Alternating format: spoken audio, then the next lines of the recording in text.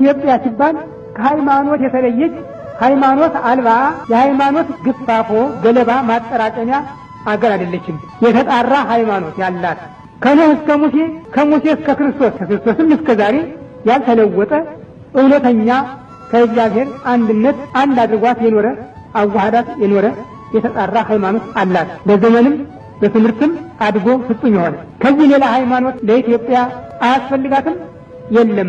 የማያስፈልጋትም ስለሌለ ነው። ሌላ እውነተኛ ሃይማኖት ስለሌለ ነው። ከኦርቶዶክስ እምነት በስተቀር ከኦርቶዶክስ ተዋህዶ የኢትዮጵያ ቤተክርስቲያን ከምትሰብከው የኦርቶዶክስ ተዋህዶ እምነት በስተቀር ሌላ ሃይማኖት የሚባል ነገር ስለሌለ የራሷ ሃይማኖትም ደግሞ ከአበው ከነቢያት ከሐዋርያት ሲወርድ ሲዋረድ መጥቶ እዚህ የደረሰ አገሪቱንም በመጠበቅ በማክበር በማበልጸግ የታወቀ ስለሆነ ከዚህ ሃይማኖት የበለጠ ሌላ ሃይማኖት አያስፈልጋትም። ያለ ሃይማኖት ደግሞ አገር ሊሆን አይችልም። ያለ ሃይማኖት አገር ሊሆን አለመቻሉንም በብሉይ ኪዳን ልዩ ልዩ ታሪክ ማጥናት ይቻላል። እግዚአብሔር እሱን የማያመልኩትን ከናናውያንን ነገደ ከናንን አስወጥቶ እሱን ለሚያመልኩት ለአብርሃምና ለዘሩ ምድረ ፍልስጤምን እንደሰጠ ግልጽ ታሪክ ተጽፏል። በዘጸአት በመጽሐፈ ኢያሱ ማንበብ ይቻላል። ያችም ሀገር ለአማኞች እርስ በመሆኗ ርስቲቱ ለአማኞች አማኞች ለርስቲቱ ብቻ ሆነው እንደሚኖሩም እነዚህ መጽሐፍ ጥሩ አድርገው ያስረዳል። ከነዚህ ቀጥሎ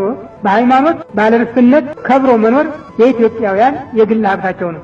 ይህ ስለሆነም እስራኤል በተስፋ የተነገረላቸውን አንቀበል ብለው ክርስቶስን አንቀበልም በማለታቸው ከአባቶቻቸው በቃል ኪዳን የተቀበሏትን እርስ አጥተው ከርታታ አውታታ ስደተኛ ሆነው እስከ 48 ዓመተ ምህረት ድረስ መኖራቸው ራሱ በቂ ታሪክ ነው።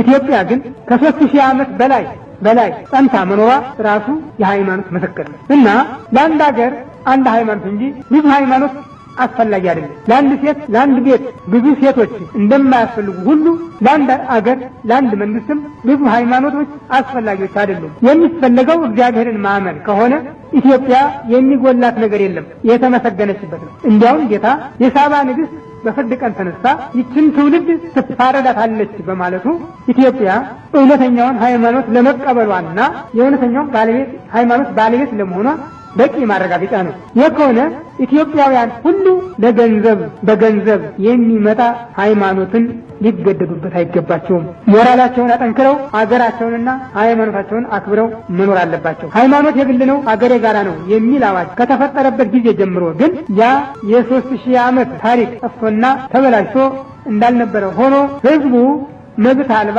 ቤት አልባ፣ ርስት አልባ፣ ታሪክ አልባ፣ የሚቆምለት አልባ ሆኖ ከርታታ አውታታ ከመሆኑ በያገሩ እንደ እስራኤል የተበተነ ከመሆኑ ሌላ በአገሩም ውስጥ ያገሩ ስደተኛ ያገሩ እስረኛ ሆኖ ነው የሚኖረው። ይህን ልታውቁ ሊያማችሁ ሊያቆስላችሁ ይገባል። የማይደርቅ ቁስል ነውና ልትረዱት ይገባል። መላው ኢትዮጵያውያን በዓለም የተበተናችሁ ሁሉ ይህንን ነው እንድታውቁት የምፈልገው። አንድ ሆናችሁ አማራ፣ ትግሬ፣ ኦሮሞ ወይም ሌላ ሳይባል አንድ ሆናችሁ አገራችሁን ነጻ አውጡ። አገራችሁን ከወደቀችበት አንሱ። አገራችሁን ከፈረሰችበት አድሱ፣ አንጹ። ታሪካችሁን በታሪክ መልሱ። አባቶቻችሁ ሰርተው ሄደዋል። ምንም የሚጎዳቸው ነገር የለም። የምታጡ እናንተ ናችሁ፣ ልጆቻችሁ ናቸው አገር አልባ ሆነው የሚቀሩ። ኢትዮጵያውያን በኢትዮጵያዊነታችሁ እመኑ።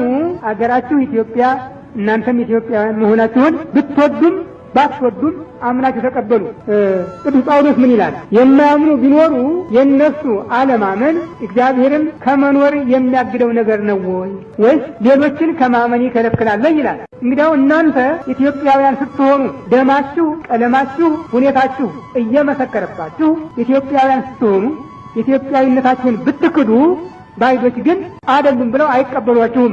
የትም ብትሄዱ እንግሊዞች፣ ጣሊያኖች፣ ጀርመኖች፣ ጃፓኖች ናቸው ብሎ የሚቀበላችሁ የለም። አዎ በአሁን ጊዜ የመጣ የቀልድ ቋንቋ አለ፣ የሁለት ሀገር ዜግነት መያዝ። ይሄ ደግሞ ፍጹም ሞኝነት ነው እና በከንቱ አትደለሉበት። ያልሆናችሁትን አትሆኑምና ነን አትበሉ። አሜሪካውያንም አይደላችሁም፣ ሌላም አይደላችሁም፣ ኢትዮጵያውያን ናችሁ። ግልጽ ምስክር ደማችሁ ነው። ነቢዩ ኤርምያስ ኢትዮጵያዊ መልኩን ነብር ዝንጉርጉርነቱን አይለውጥም ነው የሚል እና መልካችሁን መለወጥ ስለማትችሉ ማንም ደግሞ ብትዋሹ አምኖ ስለማይቀበላችሁ በከንቱ ጊዜያችሁንም እድላችሁንም አታበላሹ።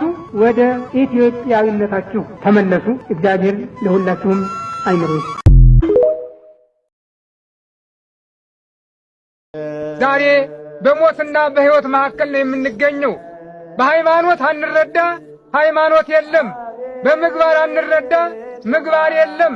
በፍቅር አንረዳ፣ ፍቅር የለም። መተማመን የለም። ሀብት፣ ረድኤት፣ በረከት፣ ጸጋ ጎድለዋል። በሥጋ በነፍስ እግርፋት ላይ ነው የምንገኘው።